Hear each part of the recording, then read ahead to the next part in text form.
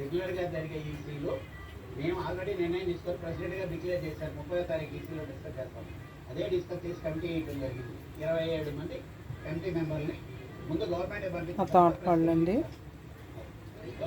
ఈరోజు తోట నుండి తెచ్చామండి.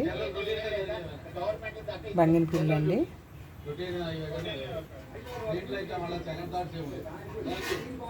మందు వేసి పండిస్తారు కదండి, అవేంటి కాకుండా చెట్టు పళ్ళండి ఇవి.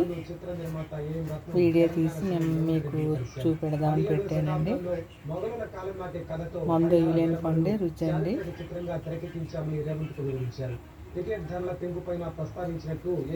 మీ అందరికీ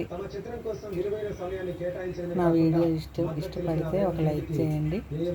మీరు కూడా ఇలా చెట్టుకు పండే తీసుకోండి, బాగుంటుంది. తీపి ఎక్కువగా ఉంటుందండి. బాయ్ అండి.